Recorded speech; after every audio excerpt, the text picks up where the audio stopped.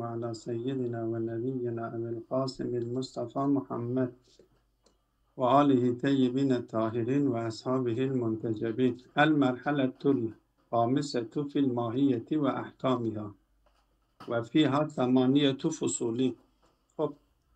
Biz 5. merhaleye geldik.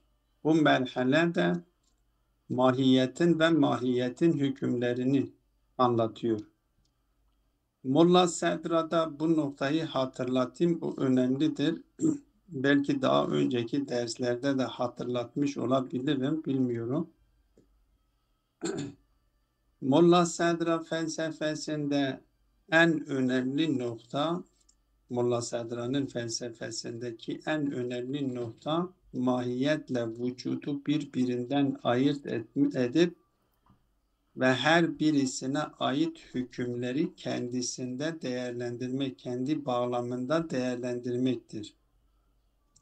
Molla Sedra, bazı düşünürler Molla Sedra üzerinde çalışmış olan, iyi çalışmış olan alimlerden bazıları diyorlar ki Molla Sedra'dan önceki filozoflar, meşrepler, yani hem Meşah hem Suhreverdi mahiyetle vücudu birbirinden ayırt edip ve her birisine ait hükümleri birbirinden ayırt etmediklerinden dolayı vücudun hükümlerini bazen mahiyete, mahiyetin hükümlerini de bazen vücuda sirayet ettiklerinden dolayı her ne kadar bazı meseleleri çözebilmişler ise de ama birçok sorunlara da kaynaklık yapmış.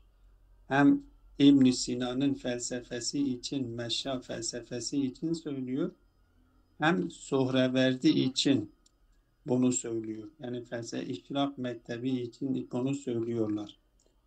Öyleyse vücutla mahiyeti birbirinden ayırt edip ve her birisine ait olan o hükümleri bir diğerine kaydırmamak çok önemlidir. Elbette bu sadece mahiyetle vücut için değildir. Her konu için bu durum söz konusudur. Hatta ben bazen bunu parantez içinde söylüyorum. Buradan esinlenerek diyorum ki İslam dünyasında Müslümanlar arasındaki sorunlara kaynaklık yapan temel sorunlardan bir tanesi Resul ile Nebi sözcüklerini birbirinden ayırt etmemeyi gerektiği gibi elbette.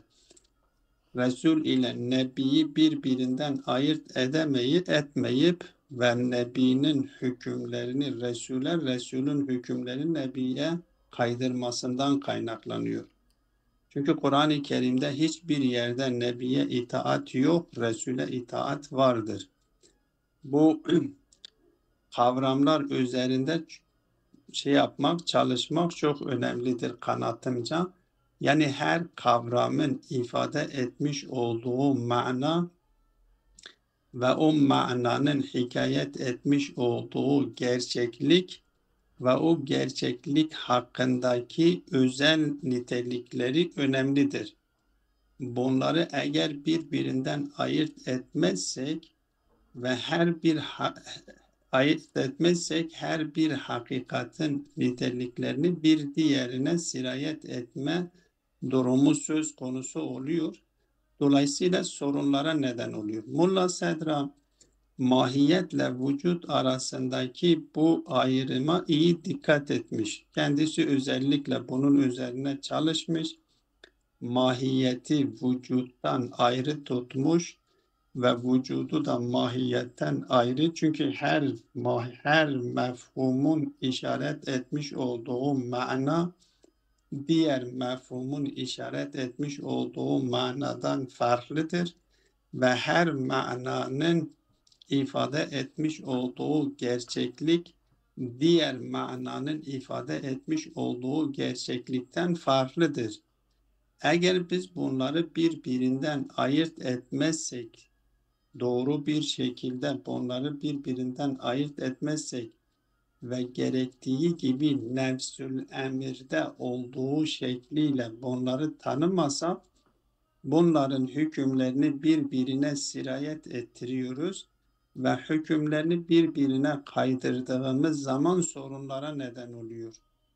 Zaten eğer bir anlayış, bir düşünce sistemi, bir fikir, bir dini anlayış eğer sorun barındırıyorsa muhakkak bir yerde bir karışıklık oluşmuş ki o sorunlara neden oluyor.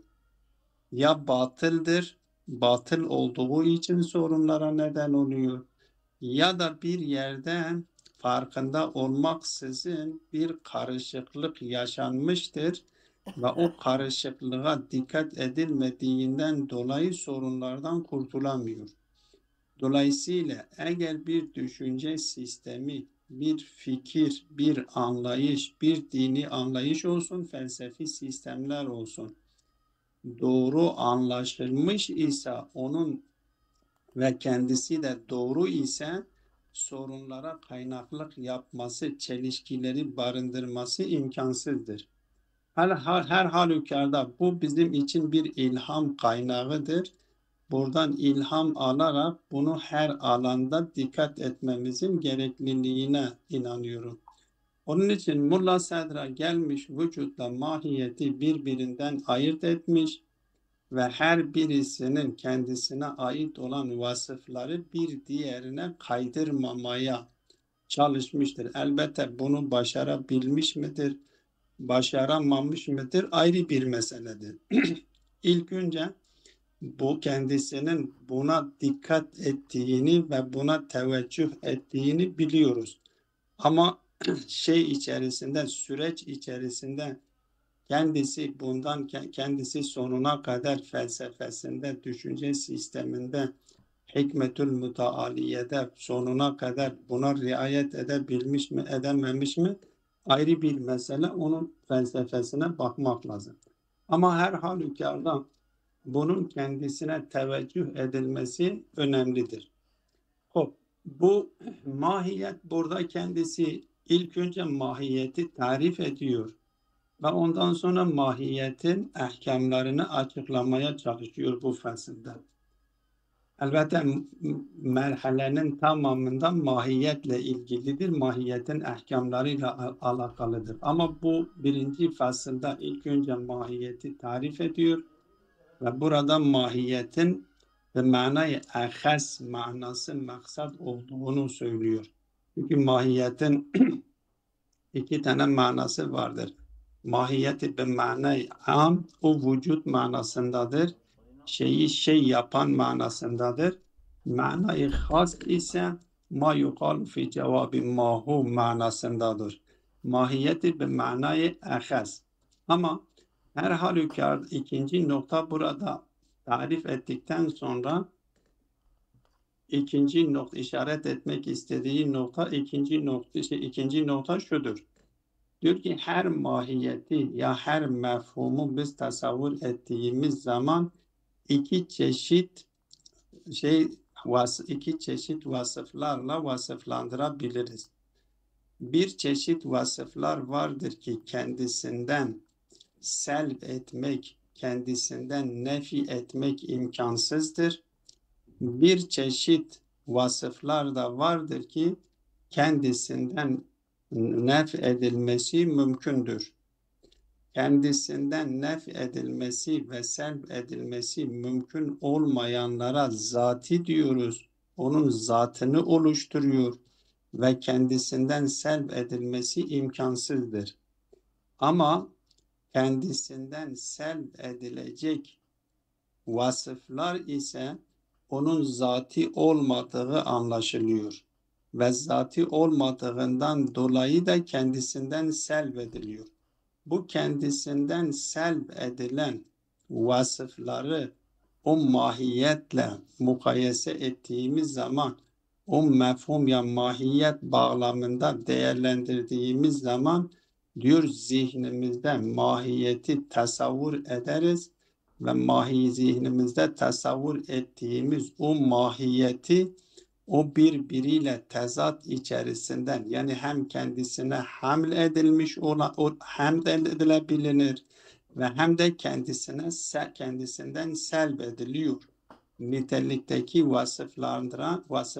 vasıflardan arındırarak kendisini tek başına tasavvur edebiliriz ve bu merhalede biz insan mefhumunu, mesela insan, bu mümkün olan mefhumların mahiyetlerin tamamı. İnsan mahiyetini düşününüz. Biz insan mahiyetini dikkate alıyoruz. Biz insan mahiyetine hem hayvanun natikun diyebiliriz, hem insana mevcudun diyebiliriz. O insan mahiyetinden hayvanun natikunun selbedilmesi imkansızdır. Biz insan hayvanun natikun değildir diyemiyoruz. Kendisinden bunu selb etmek imkansızdır. Öyleyse hayvanun natikun insanın zatında söz konusudur. Ve ondan selb edilmesi insanın la hayvan ve la natık ile vasıflandırılması imkansızdır. Ama biz insana vücudu da hamledebiliyoruz. Diyoruz ki el insanu mevcudun. İnsanı vücutla da vasıflandırabiliyoruz. İnsanı vücutla vasıflandırabildiğimiz gibi vücudu kendisinden selb edip ademle de vasıflandırabiliyoruz. El insanu mevcudun diyebildiğimiz gibi el insanu la mevcudun da diyebiliriz ya el insanu ma'dumun da diyebiliriz. Öyleyse biz buradan anlıyoruz ki bu mevcudun ki insana hamle edilmiştir. Bu mevcut insan mahiyetinin zatında değildir. Eğer insanın zatında olmuş olsaydı kendisinden selb edilmesi imkansızdır. Buradan hemen bir netice alıyor. Diyor ki bu nitelikteki olan mahiyetleri bu nitelikteki olan sıfatlara oranla eşit derecede bir merhalede zihnimizin bir merhalesinde farz edebiliyoruz. Yani bir anlamda irtifa-i nakizeyni mahiyet için bir merhalede tasavvur edebiliriz. Yalnız dikkat edilmesi gereken nokta burada şudur. Hatta biz zihnimizde tasavvur ettiğimiz o mahiyet ki diyoruz ki vücut ve ademe eşit derecededir. Hem ne vücuttur ne ademdir. Birbiriyle tezat içerisinde, birbiriyle takabül içerisinde, tenakuz içerisinde olan iki sıfatın kendisinden irtifa edilmesi bir anlamda irtifai içtimai nakizeyndir. İrtifai içtimai nakizeyn aslında hiçbir zaman şey değildir. Hiçbir zaman imkansızdır. Elbette dışarıda bu. Dış alemde bu imkansızdır. Ama zihin aleminde mahiyet için böyle bir şeyi tasavvur edebiliriz. Ancak dikkat edilmesi gereken nokta şudur. Hatta zihnimizde bile bilahare biz farz ettiğimiz o mahiyet vücuttur da sen zihnindeki mahiyeti kendi zihninde ademle vasıflandıramazsın. Bu ince nokta, buraya dikkat etmemiz gerekir. Ben zihnimde tasavvur etmiş olduğum mahiyet mevcuttur. Ben o bir hamle evveli şeklindeki mahiyeti ben zihnimde adem ile vasıflandırmam imkansızdır. Çünkü mevcuttur. Ben zihnimde tasavvur etmişim. Ancak bunu bir başka alem için ben diyebilirim ki ben zihnimde tasavvur ettiğim o mahiyet dış alemde hem var edebilirim hem yok edilmekle vasıflandırabiliyorum dış alemde. Ama zihnimde zaten mevcuttur. Ben zihnimdeki mahiyeti ademle vasıflandıramıyorum ki. Zihnimdeki mahiyet zaten mevcuttur. Ben tasavvur ettiğim zaman ona vücut vermişim. Ona tasavvur etmeden de onun yoklukla veya ademle vasıflandırmam da imkansızdır. Öyleyse ben ilk önce tasavvur ediyorum. ve zihin aleminde onu tasavvur ettikten sonra insan mefhumunu tasavvur ediyorum. Başka bir merhalede de o bulunduğu yer dışında onu neyle vasıflandırabilirim? Kendisine diyorum ki ne Adem kendisinde vardır, ne ne yokluk. Yani her ikisi kendisinden irtifa edilmiş şeklinde görünüyor. Her ne kadar her ikisinin kendisinden irtifa ettiği şekilde görünse dahi aslında bir taraftan kendisi mevcuttur. Ama her halükarda kendi zati olmayan vasıflarla eğer vasıflandırılıyorsa o vasıfları kendisinden selde edebiliriz, kendisine hamle de edebiliriz ve bir merhalede diyoruz ki kendisinin o iki birbiriyle tezat içerisinde olan niteliklere oranla eşit derecedir mümkün. Onun için kendisine mümkün diyoruz. Yani el mahiyetu mümkünün dememizin sebebi de onun için bir merhalede birbiriyle tezat içerisinde olan o niteliklere eşit derecede farz ediyoruz ve eşit derecede farz ederek kendisine mümkün diyoruz.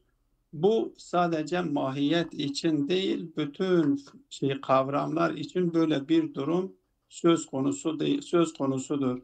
Ve hatta sonuç itibariyle bir tane getiriyor, sonunda getiriyor. Diyor ki hatta imkan meselesini de biz kendisi için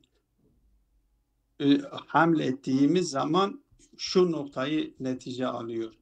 Diyor ki bu üçüncü noktadır. Netice almak istediği noktalardan üçüncü nokta.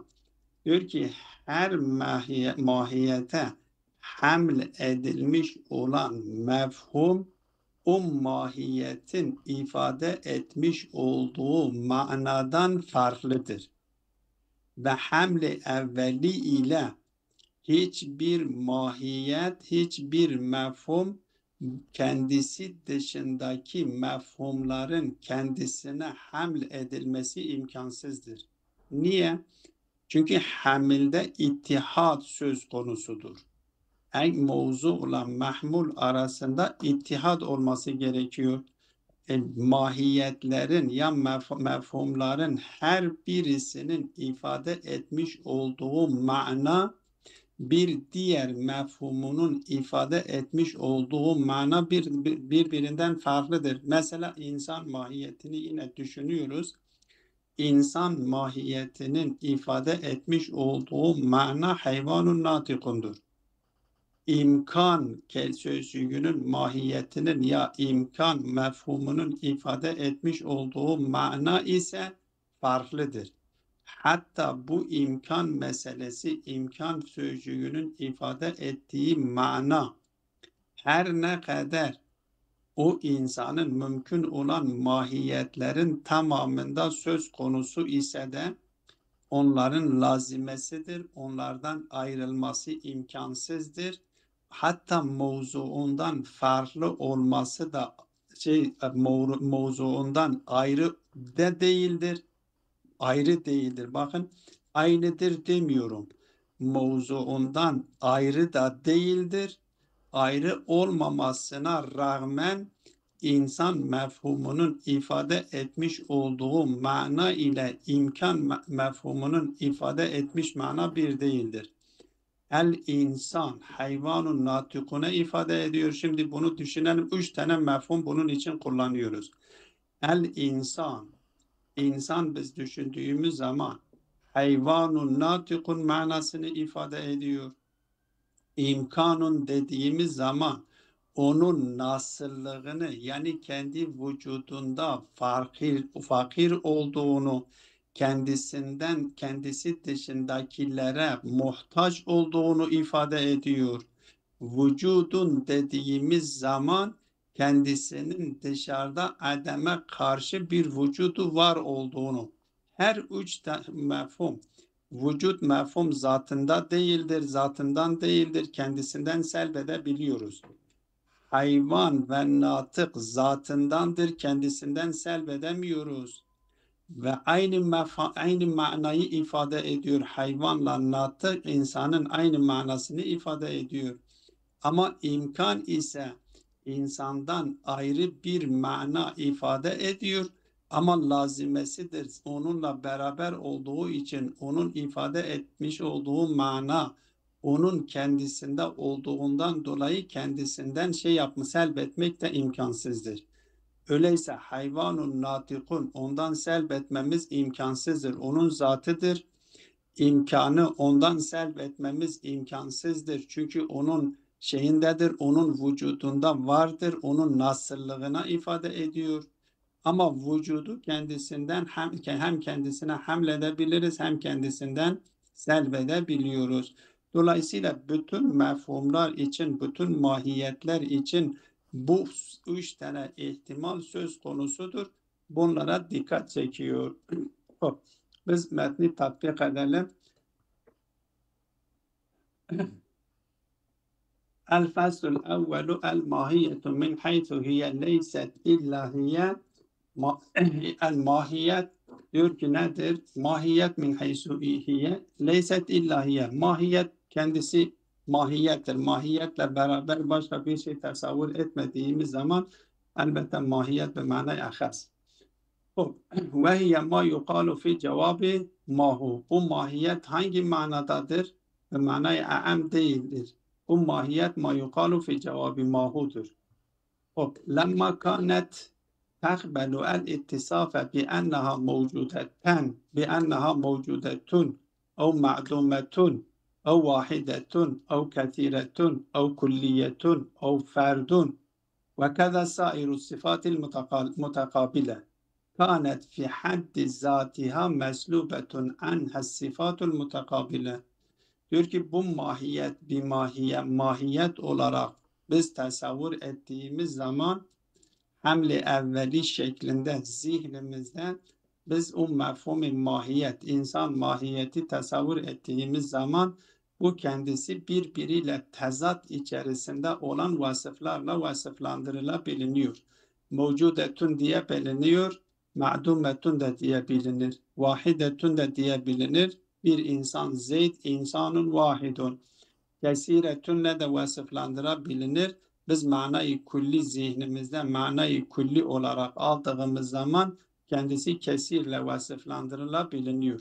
Aynı şekilde kulliyetun da vasıflandırılabilir. Cüz'iyetunle de vasıflandırılabilir. Ferdun ile de vasıflandırılabilir ve diğer vasıflarla. Böyle olduğu için demek ki bu mefhumlara oranla eşit mesafededir. Kanet fi haddi zatiha meslubetun anha es-sifatul mutakabile. Öyleyse zati itibariyle çünkü zatında eğer bunlardan herhangi birisi zatında olmuş olsaydı onun kendisinden selb edilmesi imkansızdır. İmkansızdır.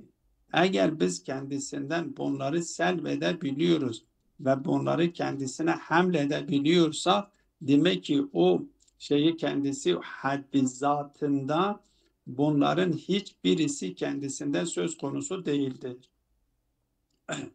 Fel mahiyetu min haythu hiye leyset illa hiye la mevcudetun ve la mevcudetun ve la şeyen aher yahut da la nefi şeklinde alalım. La mevcudeten ve la mevcudeten ve la şeyen aher ki şeyenin mensup getirdiğine göre o diğerlerini de mensup okuyoruz ama la manay leyse şeklinde de alabiliriz. La mevcudetun ve la mevcudetun ve la şey'un aher de diyebiliriz. Ve hâzâ ma'na kavlihim innen nakideyni yertefi'ani an mertebetil mahiye. Diyor ki mahiyet mertebesinde iki tane nakis irtifa edebiliyormuş. İşte irtifa etmesi de bu söylediğim anlamdadır. Hatta nefsül emirde mahiyet ya mevcuttur ya ma'dumdur. Yani dış aleminde ya mevcuttur ya ma'dumdur. Zihinde de biz tasavvur ettiğimiz için zihinde de mevcuttur. Ama biz kendi nefsül emirde bunlardan bir tanesiyle muhakkak vasıflandırılması gerekiyor. Ya mevcuttur yani var olmasıyla bir tanesiyle vasıflandırılmaması imkansızdır. Bir diğer tabirle fi nefsil emirde bir tanesiyle vasıflandırılmaması imkansızdır. Çünkü nedir? Tenakuz hem irtifai muhaldir hem içtimai muhaldir. Biz nefsül emirde hiçbir şey için irtifai nakizen ya içtimai nakizeni kabul edemiyoruz. Çünkü bu bütün bilgilerin anasıdır, temelidir ve bunun yıkılması bilgilerin yıkılması demektir. Dolayısıyla irtifai nakizen fi nefsil emr ve içtimai nakizen fi nefsil emr imkansızdır. Ama biz zihinsel olarak, tahlil olarak diyoruz ki bir mahiyetin eğer bir vasıf kendisine hamle edilebiliyor ve kendisinden sel de edilebiliyorsa diyoruz ki bu zatında bu vasıf yoktur. Eğer zatında bu vasıf olmuş olsaydı kendisinden selb edilmesi imkansızdır. Öyleyse fi haddi zatında vasıflardan bir tanesi zatında yatmıyor. Ama nefsül emirde bir tanesinden yoksun olması da imkansızdır. Ki devamında da açıklıyor. Yuridune bihi enne şey'en minen nakideyni gayru ma'hudin fil mahiyeti ve in kanet fil vaki'i gayru haliyetin an ahadihima bil zarure. Büyük manası budur ki yuridune bihi enne şey'en minen nakideyni bu nakizlerden herhangi birisi vücut ve adem, kesir ve vahdet, ferd ve kulli diyor. Bunlardan bu birbiriyle tenakuz içerisinde olan mefhumlardan hiçbirisi gayru ma'hudin fil mahiyeti fi zatil mahiye. Mahiyetin zatında yoktur. Ama mahiyetin var olmasıyla bunlardan birisinden yoksun olması da imkansızdır. Bunun için diyor ve in kanet fil vaki gayru haliyetin an ahadihima bid darura. Ama vakide, gerçeklikte hatta biz zihnimizde mahiyet olarak zihnimizde farz ettiğimiz o insan bile kendisi vardır, mevcuttur. O var olan için diyoruz ki zatında bunlardan bir tanesi yatmıyor. Ama vardır. Dolayısıyla gerçeklikte bunlardan her iki taraftan yoksun olması imkansızdır. Muhakkak bir taraf ile birbiriyle mutakabil olan birisiyle vasıflandırılmıştır. Ama biz tahlil olarak diyoruz ki çünkü kendisinden selb edilebiliyor, öyle zatında demek ki yoktur ki selb edilebiliyor. Dışarıdan kendisinden eğer varsa da dışarıdan kendisinden verilmiştir. Ne zaman verilmiştir? Kendisi ne zaman olmuşsa o zaman kendisinde o verilmiştir. Femahiyetul insan ve hiye el hayvanun natık mesela ve in kanet imma mevcudetun ve imma ma'dumetun la yeştemi'ani ve la yertefi'ani. Dış alemde ya hatta zihin aleminde ya fin nefsin aleminde bunlar ya mevcuttur ya ma'dumdur. La yeştemiyani ve la yertefiani. Ne ikisi cem oluyor ne ikisi irtifa yapıyor. Lakinne şey'en minel vücudu vel ademi gayru ma'hudin fiha. Ama ne vücut zatında yatırmıştır ne adem zatında söz konusudur. Velil insani ma'nen ve li kulli minel vücudi vel adem. O üçüncü nokta söylediğim burasıdır. Bu işaret ediyor. Velil insani ma'nen ve li kulli minel vücudi vel ademi ma'nen ahar. Öyleyse insan mefhumunun, insan sözcüğünün ifade etmiş olduğu manası vücut ve adem sözcüklerinin ifade etmiş oldukları mana birbirinden farklıdır. Hayvanın natıkın ifade etmiş olduğu mana, insan mefhumunun ifade etmiş olduğu mana birbirinden farklı değildir. Hayvan tek olarak kullandığımız zaman insanın tamamını ifade etmiyor. Ama insanın bir cüzünü ifade ediyor. Natikun da dediğimiz zaman insanın her iki cüzünü ifade etmiyor.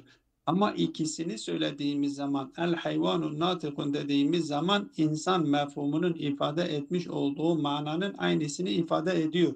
Ama adem sözcüğünün, vücut sözcüğünün, imkan sözcüğünün ifade etmiş olduğu manalar insan sözcüğünün ifade etmiş olduğu manayla aynı değildir. Dolayısıyla diyor ki bunun felil insani manen ve li kullin minel vücudi vel ademi manen. İnsanın kendisi için bir mana vardır. Vücut ve ademin ifade etmiş olduğu farklı mana vardır. Dolayısıyla kendisinden de selb edilebiliyor. Ve kada es sifatul aridatu. Bazı arizi lazimi olan sıfatlar da aynı şekildedir. Hatta zatından yani mana olarak kendisinden ayrıdır. İfade edecekleri mana ayrıdır. Ama mana onun dışında olmadığı için ona fi nefsi fi gayrihi şeklinde olduğu için o manadan da farklı olduğunu söylüyor. Ve kaza es-sifatul aridete hatta avaridul mahiye hatta mahiyete ariz olan sıfatlerin de ifade etmiş olduğu manalar da insan mefhumunun ifade etmiş olduğu manadan farklıdır. فَلِمَاهِيَةِ الْاِنْسَانِ مَثَلًا مَعْنًا وَلِلْاِمْكَانِ الْعَارِضِ لَهَا مَعْنًا آخر. Her ne kadar bu imkan insandan ayrı düşünülemez ki önceki fasıllarda bunun üzerinde konuşmuştuk. İmkan her mahiyetin zatında vardır. Hiçbir mahiyetin zatından imkanın selb edilmesi imkansızdır.